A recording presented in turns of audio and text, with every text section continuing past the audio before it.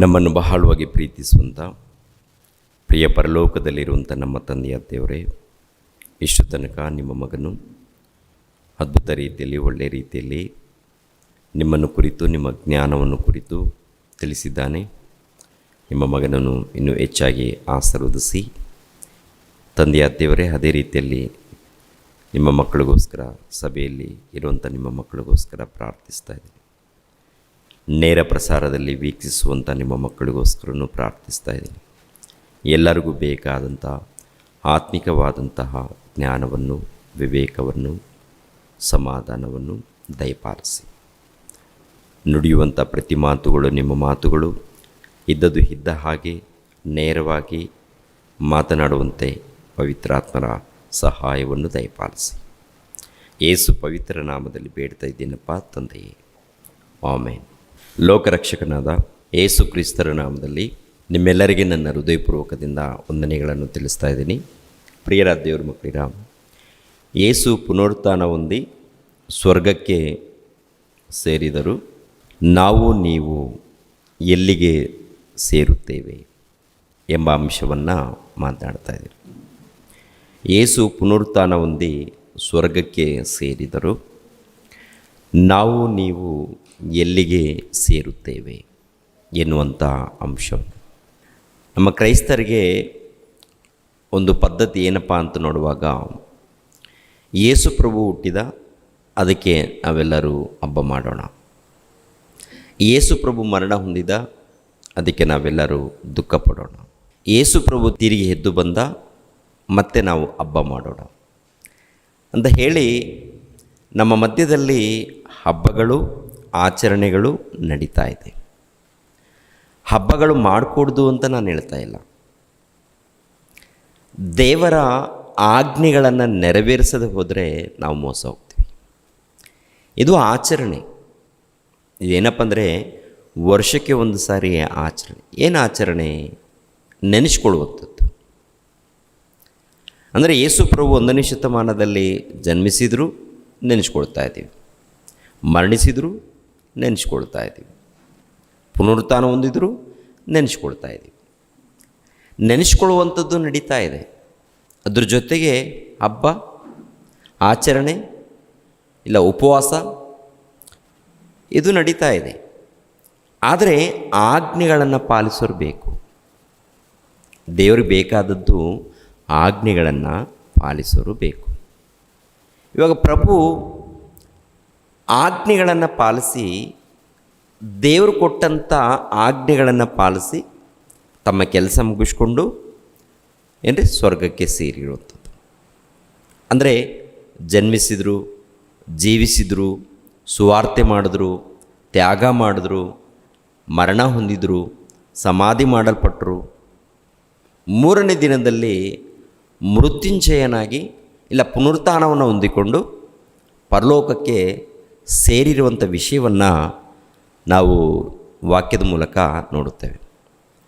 ಪ್ರಿಯರ ದೇವ್ರ ಮಕ್ಕಳಿರ, ಅವರ ಜನನ ಆಗಿರ್ಬೋದು, ಅವರ ಜೀವಿತ ಆಗಿರ್ಬೋದು, ಅವರ ಮರಣ ಆಗಿರ್ಬೋದು, ಪುನರುತ್ಥಾನ ಆಗಿರ್ಬೋದು, ಇವೆಲ್ಲವೂ ಕೂಡ ಬರೆಯಲ್ಪಟ್ಟಿದೆ. ಮುಂಚಿತವಾಗಿ ಬರೆಯಲ್ಪಟ್ಟಿದೆ. ಮುಂಚಿತವಾಗಿ ಅಂದರೆ ಯಾವಾಗ? ಮುಂಚಿತವಾಗಿ ಅಂದರೆ ಯಾವಾಗ ಬರೆಯಲ್ಪಟ್ಟಿದೆ ಅಂತ ನೋಡುವಾಗ, ಜಗದುತ್ಪತ್ತಿ ಮುಂಚಿತವಾಗಿ ಬರೆಯಲ್ಪಟ್ಟಿದೆ. ಜಗತ್ತು ಉಂಟಾಗಲಾರ್ದ ಮೊದಲೇ ಆತನ ಬಗ್ಗೆ ಬರೆಯಲ್ಪಟ್ಟಿದೆ, ಹೀಗೆ ಮರಣ ಹೊಂದಬೇಕು ಅಂತ. ಆ ಮಾತು ಎಲ್ಲಿರುತ್ತೆ ಅಂತ ನೋಡುವಾಗ, ಪೇತ್ರನು ಬರೆದ ಮೊದಲನೇ ಪತ್ರಿಕೆ 1ನೇ ಅಧ್ಯಾಯ 20ನೇ ವಚನವನ್ನು ನೋಡಿ ಪ್ರಿಯರೇ. ಪೇತ್ರನು ಬರೆದ ಮೊದಲನೇ ಪತ್ರಿಕೆ 1ನೇ ಅಧ್ಯಾಯ 20ನೇ ವಚನ. ಆತನು ಜಗದುತ್ಪತ್ತಿಗೆ ಮೊದಲೇ ಗೊತ್ತು ಮಾಡಲ್ಪಟ್ಟು ಅಂತ್ಯಕಾಲದಲ್ಲಿ ನಿಮಗಾಗಿ ಪ್ರತ್ಯಕ್ಷನಾದನು. ನಿಮಗಾಗಿ ಪ್ರತ್ಯಕ್ಷನಾದನು ಅಂದರೆ ಜಗತ್ತು ಉಂಟಾಗಲಾರ್ದ ಮೊದಲೇ ಆತನು ನೇಮಿಸಲ್ಪಟ್ಟಿದ್ದಾನೆ ಅಂತ. ಜಗತ್ತು ಯಾವಾಗ ಉಂಟಾಗಿದೆ ಅಂತ ನೋಡುವಾಗ ಏನ್ರಿ, ವಿಜ್ಞಾನಿಗಳು ಒಂದೊಂದು ಅಂಕೆಯನ್ನು ಕೊಡುವಂಥದ್ದು. ಕೆಲವರೇನು 300 ಕೋಟಿ ವರ್ಷಗಳು, ಇನ್ನು ಕೆಲವರೇನು 500 ಕೋಟಿ ವರ್ಷಗಳು, ಇನ್ನು ಕೆಲವರೇನು 1370 ಕೋಟಿ ವರ್ಷಗಳು, ಇನ್ನೂ ಕೆಲವರೇನು 1500 ಕೋಟಿ ವರ್ಷಗಳು ಅಂತೇಳಿ ಈ ರೀತಿ ಹೇಳ್ತಾರೆ. ಒಟ್ಟಲ್ಲಿ ಈ ಜಗತ್ತು ಕೋಟ್ಯಾನುಕೋಟಿ ವರ್ಷಗಳ ಹಿಂದೆ ಇದು ಉಂಟಾಗಿದೆ.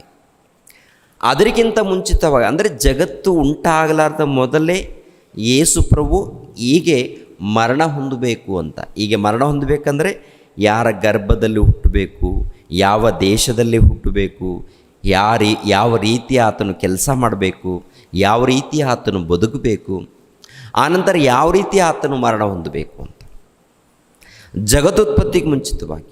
ಯಾರಿಗೋಸ್ಕರ ಅಂತ ನೋಡುವಾಗ ನಮಗೋಸ್ಕರ. ನಮ್ಮನ್ನು ಕೂಡ ಜಗದುತ್ಪತ್ತಿಗೆ ಮುಂಚಿತವಾಗಿ ನಮ್ಮನ್ನು ಕೂಡ ದೇವರು ಬರೆದುಕೊಂಡಿದ್ದಾನ ಅಂತ ನೋಡುವಾಗ ನಮ್ಮನ್ನು ಕುರಿತು ಕೂಡ ದೇವರು ಬರೆದುಕೊಂಡಿದ್ದಾನೆ.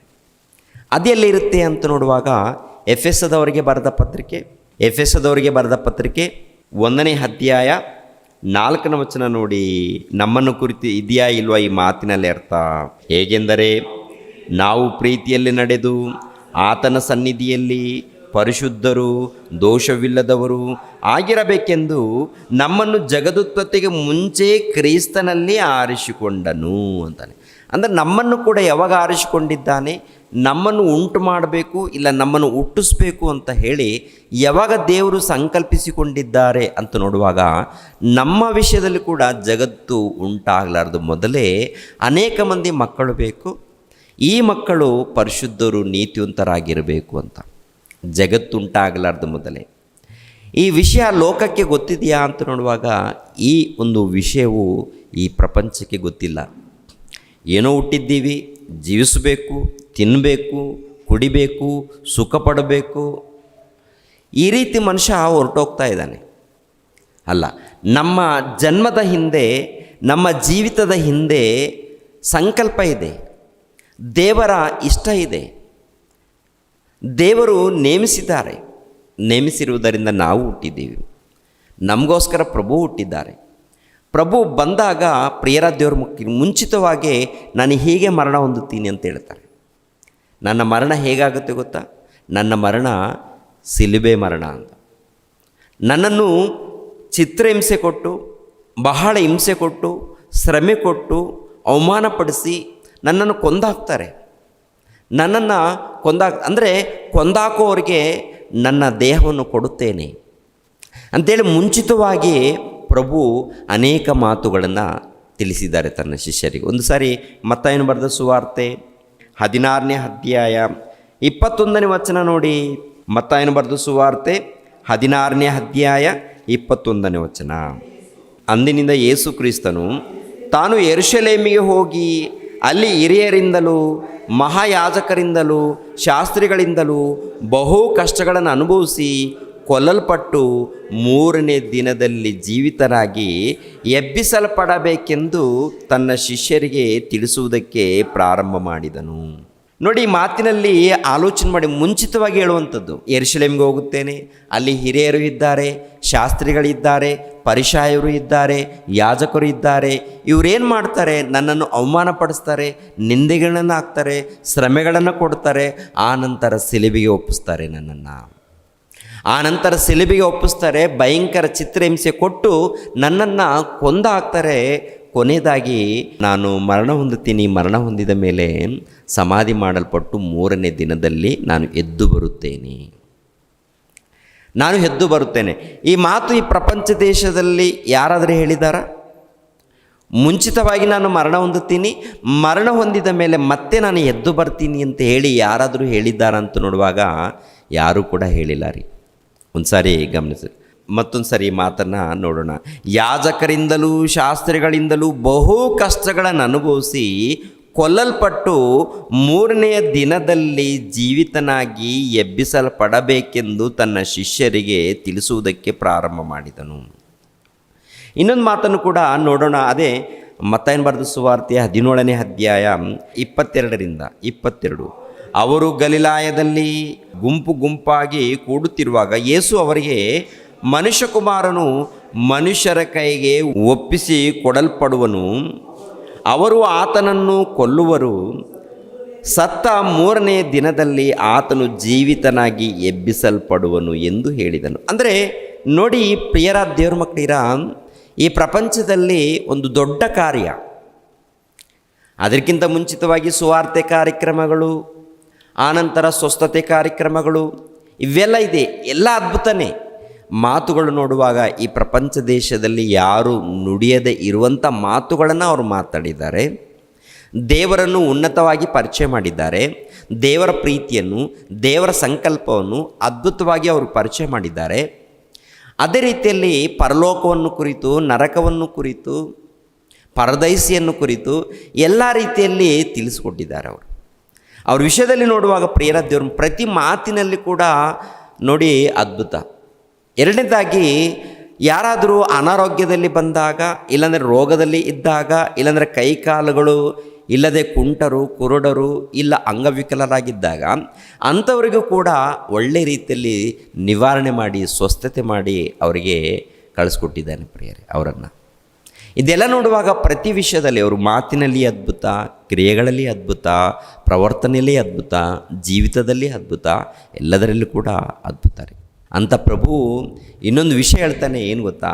ನಾನು ಮರಣ ಹೊಂದಿ ನನ್ನನ್ನು ಹಿಡಿತಾರೆ. ಅಂದರೆ ಹಿರಿಯರು, ಶಾಸ್ತ್ರಿಗಳು, ಪರಿಸಯರು ಇವರೇನು ಮಾಡ್ತಾರೆ ಅಂತ ನೋಡುವಾಗ ನನ್ನನ್ನು ಮೊದಲನೇದಾಗಿ ಅವಮಾನಪಡಿಸ್ತಾರೆ, ನಿಂದಿಸ್ತಾರೆ, ಶ್ರಮೆಗಳನ್ನು ಉಂಟು ಮಾಡ್ತಾರೆ.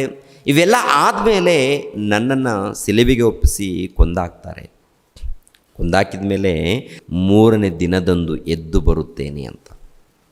3ನೇ ದಿನದಂದು ಎದ್ದು ಬರುವಂಥದ್ದಿದೆ ನೋಡಿ. ಇದು ಚಿಕ್ಕ ವಿಷಯನ ದೊಡ್ಡ ವಿಷಯನ ಹೇಳಿ ಪ್ರಿಯರೇ? ಇದು ಚಿಕ್ಕ ವಿಷಯನ ದೊಡ್ಡ ವಿಷಯನ? ಈ ಪ್ರಪಂಚ ದೇಶದಲ್ಲಿ ಇದ್ದಂಥ ವಿಜ್ಞಾನಿಗಳಾಗಿರ್ಬೋದು, ಶಾಸ್ತ್ರಿಗಳಾಗಿರ್ಬೋದು, ಇಲ್ಲ ಮೇಧಾವಿಗಳಾಗಿರ್ಬೋದು, ಎಷ್ಟು ಮಂದಿ ಪಂಡಿತರಿದ್ದಾರೋ ಇವರೆಲ್ಲರೂ ಒಗ್ಗಟ್ಟಾಗಿ ಒಬ್ಬ ಮನುಷ್ಯನನ್ನು ನಿಲ್ಲಿಸಬೇಕು, ಎಬ್ಬಿಸ್ಬೇಕಂತ ಒಂದು ವೇಳೆ ನಿರ್ಣಯ ತಗೊಂಡ್ರೆ ಆಗದ ಮಾತು ಇದು. ಒಗ್ಗಟ್ಟಾಗಿ ಈ ಪ್ರಪಂಚ ದೇಶದಲ್ಲಿ ಎಷ್ಟು ಮಂದಿ ಮೇಧಾವಿಗಳಿದ್ದಾರೆ, ಎಷ್ಟು ಮಂದಿ ವಿಜ್ಞಾನಿಗಳು ಇದ್ದಾರೆ, ಎಷ್ಟು ಮಂದಿ ಪಂಡಿತರಿದ್ದಾರೆ, ಇವರೆಲ್ಲರೂ ಒಗ್ಗಟ್ಟಾಗಿ ತಪಸ್ಸು ಮಾಡಿ ಒಂದು ವೇಳೆ ಯಾರನ್ನಾದರೂ ಬದುಕಿಸ್ಬೇಕು ಅಂತ ಪ್ರಯತ್ನ ಮಾಡಿದ್ರೆ ಬದುಕಿಸೋದಕ್ಕಾಗತ್ತಾ? ಇದಾಗತ್ತಾ? ಆದರೆ ಪ್ರಭು ಹೇಳ್ತಾರೆ, ನಾನು ಮರಣ ಹೊಂದುತ್ತೀನಿ, ಸಮಾಧಿ ಮಾಡಲ್ಪಡ್ತೀನಿ, 3ನೇ ದಿನದಂದು ನಾನು ಎದ್ದು ಬರ್ತೀನಿ ಅಂತ. ಎಷ್ಟು ಅದ್ಭುತವಾದಂಥ ಮಾತು! ಅಂದರೆ ಮುಂಚಿತವಾಗಿ ಹೇಳಿದ್ದಾರಾ? ಭವಿಷ್ಯತ್ತು ಹೇಳಿದ್ದಾರೆ, ಪ್ರಪಂಚ ಭವಿಷ್ಯತ್ತು ಹೇಳಿದ್ದಾರೆ, ಸಮಾಜದ ಭವಿಷ್ಯತ್ತು ಹೇಳಿದ್ದಾರೆ.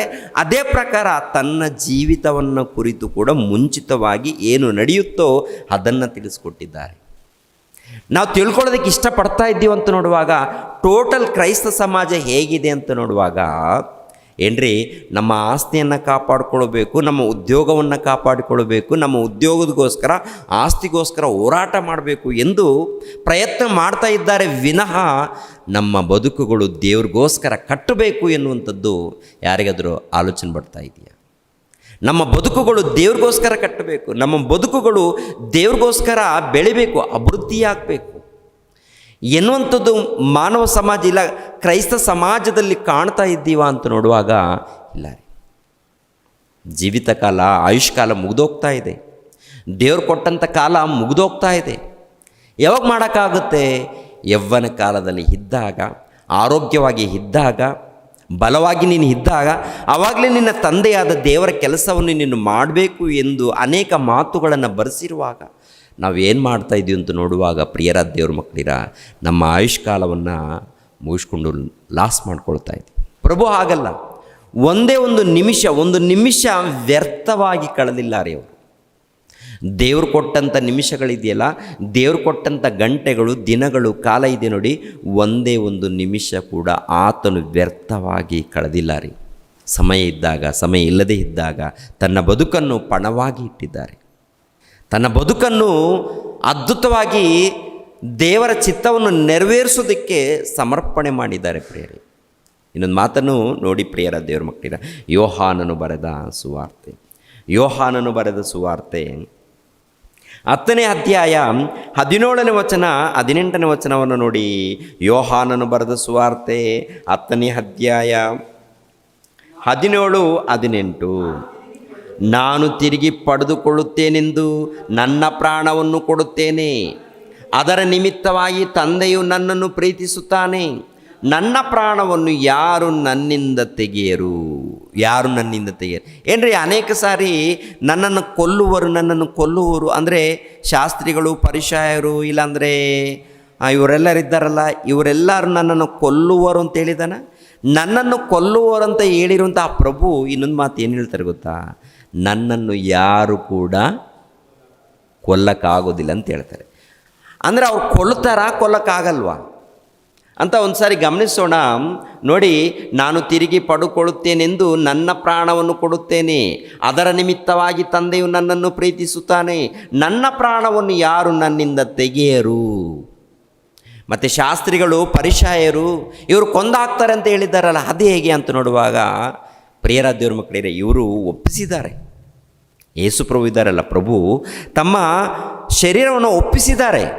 ಅವರು ಒಪ್ಪಿಸದೆ ಹೋದರೆ, ಅವರು ವಿಧೇಯರಾಗದೆ ಹೋದರೆ, ತಲೆ ಬಾಗಿಸದೆ ಹೋದರೆ ಅವರನ್ನು ಮುಟ್ಟಕ್ಕಾಗತ್ತೇನ್ರಿ?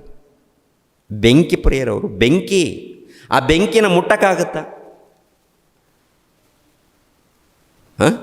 ಆಗುತ್ತಾ? ತಲೆ ಬಾಗಿಸಿದ್ದಾರೆ, ಅವರು ತಲೆ ಬಾಗಿಸಿದ್ದಾರೆ. ಯಾಕೆಂದರೆ ತಲೆ ಬಾಗಿಸ್ಬೇಕು ಅಂತೇಳಿ ತಂದೆಯಾದ ದೇವರು ಹೇಳಿರೋದರಿಂದ ಆ ಮಾತಿಗೆ ವಿಧೇಯರಾಗಿ ತಗ್ಗಿಸ್ಕೊಂಡು ದೇವರ ಚಿತ್ತವನ್ನು ನೆರವೇರಿಸಬೇಕು. ಎರಡನೇದಾಗಿ ಆತನ ತಮ್ಮಂದಿರನ್ನು ಕಾಪಾಡಬೇಕಾದರೆ ಅವರು ವಿಧೇಯರಾಗಬೇಕು. ಅದಕ್ಕೆ ನನ್ನ ಪ್ರಾಣವನ್ನು ನಾನೇ ಕೊಡುತ್ತೇನೆ, ಯಾರು ಕಸ್ಕೊಳ್ಳಲ್ಲ, ಯಾರು ತೆಗೆದು ಸಾಧ್ಯನೇ ಇಲ್ಲ ಅಂತ ಹೇಳ್ತಾನೆ. ಅವರು ಕೊಂದಾಕೋದಕ್ಕೆ ಸಿದ್ಧರಾಗಿದ್ದಾರಂದರೆ ಅವ್ರು ಕೊಟ್ಟಿದ್ದೀನಿ, ನನ್ನ ದೇಹವನ್ನೇ ಕೊಟ್ಟಿದ್ದೀನಿ, ನನ್ನ ಶರೀರವನ್ನು ಒಪ್ಪಿಸ್ತಾ ಇದ್ದೀನಿ. ಯಾಕೆ? ಮೂರನೇ ದಿನದಲ್ಲಿ ಮತ್ತೆ ನಾನು ಅದನ್ನು ಪಡ್ಕೊಳ್ತೀನಿ. ದೇವರು ನನಗೆ ಅಧಿಕಾರ ಕೊಟ್ಟಿದ್ದಾರೆ, ಪ್ರಾಣ ಕೊಡೋದಕ್ಕೆ ಅಧಿಕಾರ ಕೊಟ್ಟಿದ್ದಾರೆ. ಅದೇ ಪ್ರಕಾರ ಅದನ್ನು ಪಡ್ಕೊಳ್ಳುವಂಥ ಅಧಿಕಾರ ನನಗಿದೆ ಅಂತ ಒಂದು ಸಾರಿ ಆಲೋಚನೆ ಮಾಡಿ ಪ್ರಿಯರ ದೇವರು. ಅದಕ್ಕೆ ಯೇಸು ಪ್ರಭು ಅಲ್ಲಲ್ಲಿ ಈ ಮಾತುಗಳನ್ನು ಹೇಳ್ತಾರೆ. ಇನ್ನೊಂದು ಸಾರಿ ಕೂಡ ನೆನಪು ಮಾಡ್ತಾರೆ. ಒಂದು ಸಾರಿ ಮತ್ತಾಯನ ಬರೆದ ಸುವಾರ್ತೆ 20ನೇ ಅಧ್ಯಾಯ 19ನೇ ವಚನವನ್ನು ನೋಡಿ ಪ್ರಿಯರೇ. ಮತ್ತಾಯನ ಬರೆದ ಸುವಾರ್ತೆ 20ನೇ ಅಧ್ಯಾಯ 19ನೇ ವಚನ. ಅವರು ಅವನಿಗೆ ಮರಣದಂಡನೆಯನ್ನು ವಿಧಿಸಿ ಅವನನ್ನು ಅಪಹಾಸ್ಯ ಮಾಡುವುದಕ್ಕೂ, ಕೊರಡೆಗಳಿಂದ ಹೊಡೆಯುವುದಕ್ಕೂ, ಶಿಲುಬೆಗೆ ಹಾಕುವುದಕ್ಕೂ ಅನ್ಯರ ಕೈಗೆ ಒಪ್ಪಿಸುವರು. ಆತನು ಸತ್ತ 3ನೆಯ ದಿನದಲ್ಲಿ ಜೀವಿತನಾಗಿ ಎಬ್ಬಿಸಲ್ಪಡುವನು. ಇವತ್ತು ಪುನರುತ್ಥಾನದ ಹಬ್ಬ. ಹ್ಯಾಪಿ ಪುನರುತ್ಥಾನ, ಶುಭ ಪುನರುತ್ಥಾನ ಅಂತೀವ. ಏನು ಹೇಳ್ತೀವಿ ನೋಡಿ ಒಂದು ಸರಿ ಹೇಳ್ರಿ. ಎಲ್ಲರೂ ಶುಭವಾಗಲಿ. ಹೌದಪ್ಪ, ಅವ್ರಿಗೆ ಪುನರುತ್ಥಾನ ಆಗಿದೆ, ನಿನಗೇನಪ್ಪ ಶುಭ? ಅವರು ಪರಲೋಕಕ್ಕೆ ಹೋಗಿದ್ದಾರೆ, ನಿನಗೇನಮ್ಮ? ಅವರು ಜೀವಿಸಿದ್ರು. ಯೇಸು ಪ್ರಭು ತಂದೆಯಾದ ದೇವರ ಮಾತಿನ ಪ್ರಕಾರ ಬಂದರು, ಜೀವಿಸಿದ್ರು, ಅವಮಾನ ಹೊಂದಿದ್ರು, ಅವ್ರು ಪರಲೋಕಕ್ಕೆ ಹೋದರು. ನಿನಗೆ ಶುಭವೇನು? ನೀನು ಸುಮ್ಮನೆ ಆಚಾರ ಮಾಡ್ಕೊಂಡು ಹೋದರೆ ಶುಭವಾಗುತ್ತಾ ಸಹೋದರ ಸಹೋದರಿ? ವರ್ಷಕ್ಕೊಂದು ಸಾರಿ 40 ದಿನಗಳು ಉಪವಾಸ ವ್ರತವೆಂದು, ಹಬ್ಬ ಬಂತು ಹಬ್ಬ ಮಾಡಿಕೊಳ್ಳೋಣ ಎಂದು, ಬಿರಿಯಾನಿ ತಿನ್ನೋಣ ಎಂದು, ಇಲ್ಲಾಂದರೆ ಸಿಹಿ ಊಟ ಮಾಡೋಣ ಎಂದು ಈ ರೀತಿ ಆಚರಣೆ ಮಾಡಿಕೊಂಡು ಹೋದರೆ ನಿನಗೆ ಶುಭವಾಗುತ್ತಾ? ಆಜ್ಞೆಗಳನ್ನು ನೀನು ಪಾಲಿಸಬೇಕಾಗುತ್ತೆ. ಅವ್ರು ಬಂದು ಹೊರಟೋದ್ರು, ತಮ್ಮ ಬದುಕನ್ನು ಅರ್ಪಣೆ ಮಾಡಿ ಮುಗಿಸ್ಕೊಂಡು ಹೊರಟೋದು ಪರಲೋಕದಲ್ಲಿ ದೇವರ ಸಿಂಹಾಸನದಲ್ಲಿ ಕುಳಿತುಕೊಂಡಿದ್ದಾರೆ. ಅವರು ದೇವರ ಸಿಂಹಾಸನದಲ್ಲಿ ಕುಳಿತುಕೊಂಡ ನಂತರ ಒಂದು ಮಾತು ಹೇಳಿದ್ದಾರೆ, ನಾನು ಯಾವ ರೀತಿ ಲೋಕವನ್ನು ಜಯಿಸಿದ್ದೀನೋ ಅದೇ ಪ್ರಕಾರ ನೀವು ಕೂಡ ಲೋಕವನ್ನು ಜಯಿಸಬೇಕು. ಲೋಕವನ್ನು ಜಯಿಸಿದರೆ ನನ್ನ ತಂದೆಯ ಸಿಂಹಾಸನದೊಡನೆ ನಾನು ಯಾವ ರೀತಿ ಕೂತ್ಕೊಂಡಿದ್ದೀನೋ ಅದೇ ಪ್ರಕಾರ ನನ್ನ ಜೊತೆಯಲ್ಲಿ ಕೂತುಕೊಳ್ಳುವಂತೆ ಮಾಡುತ್ತೇನೆ ಅಂತ ಹೇಳಿದ್ದಾರೆ. ಮತ್ತು ಅವರ ಜೊತೆಯಲ್ಲಿ ಕೂತ್ಕೊಳ್ಬೇಕಾದರೆ, ಅವರ ಬಳಿಯಲ್ಲಿ ನಾವು ಕೂತ್ಕೊಳ್ಬೇಕಾದರೆ, ನಾವು ಕೂಡ ಪುನರುತ್ಥಾನ ಹೊಂದಬೇಕಾದರೆ ಈ ಲೋಕದಲ್ಲಿ ಏನಾದರೂ ಕೆಲಸ ಇದೆಯಾ? ಏನಾದರೂ ದೇವರು ಕೆಲಸ ಕೊಟ್ಟಿದ್ದಾರಾ? ಅಥವಾ ಇಷ್ಟ ಬಂದ ಹಾಗೆ ನಡೀರಿ ಅಂತಿದ್ದಾರಾ ಅಂತ ನೋಡುವಾಗ ಪ್ರಿಯರ ದೇವ್ರ ಮಕ್ಕಳಿರ, ಅವರು ತಮ್ಮ ಬದುಕನ್ನು ಸಮರ್ಪಣೆ ಮಾಡಿ ಪರಲೋಕಕ್ಕೆ ಹೋದರು. ಸತ್ಯದ ಮಾರ್ಗವನ್ನು, ಇಲ್ಲ ನಿತ್ಯ ಜೀವದ ಮಾರ್ಗವನ್ನು, ಪರಲೋಕಕ್ಕೆ ಹೋಗುವಂಥ ಅದ್ಭುತವಾದಂಥ ಮಾರ್ಗವನ್ನು, ಮೋಕ್ಷ ಮಾರ್ಗವನ್ನು, ಪಾಪ ಕ್ಷಮಾಪಣೆಯ ಮಾರ್ಗವನ್ನು ತೋರಿಸಿ ಹೊರಟೋದ್ರು ಅವರು. ಯಾಕೆ? ಹಬ್ಬ ಮಾಡಿಕೊಡ್ರಿ ಅಂತನ? ಹಬ್ಬ ಮಾಡಿಕೊಡ್ಬೇಕು. ಹಬ್ಬ ಅಂದರೆ ಸಂತೋಷ. ಹಬ್ಬ ಅಂದರೆ ಏನು ಹೇಳಿ? ಆನಂದ ಪಡುವಂಥದ್ದಲ್ಲ. ಆನಂದ ಯಾವಾಗ ಬರುತ್ತೆ ಹೇಳಿ? ಆನಂದ ಯಾವಾಗ ಬರುತ್ತೆ ಅಂದರೆ, ಈ ದೇಹಕ್ಕೆ ಆನಂದ ಯಾವಾಗ ಬರುತ್ತೆ ಅಂದರೆ, ಒಳ್ಳೆ ಊಟ ಏನಪ್ಪ, ಹೋಳಿಗೆ ಊಟ ಮಾಡಿರಿ, ಆವಾಗ ಈ ಮುಖದಲ್ಲಿ ಅದ್ಭುತವಾಗಿ ಕಳೆ ಇರುತ್ತೆ. ಅದಕ್ಕೆ ಎರಡನೇದಾಗಿ ಇನ್ನೇನಪ್ಪ, ನನಗೆ ಏನು ಇಷ್ಟ ಆಗಿರುತ್ತೋ ಆ ಇಷ್ಟವಾದಂಥ ವಸ್ತ್ರಗಳು, ಇಷ್ಟವಾದಂಥ ಒಡವೆಗಳು, ಇಷ್ಟವಾದಂಥ ಊಟ ಇದ್ದಾಗ ಆವಾಗ ಈ ಮುಖದಲ್ಲಿ ಕಳೆ ಇರುತ್ತೆ. ಆತ್ಮ ಕಳೆ ಯಾವಾಗ?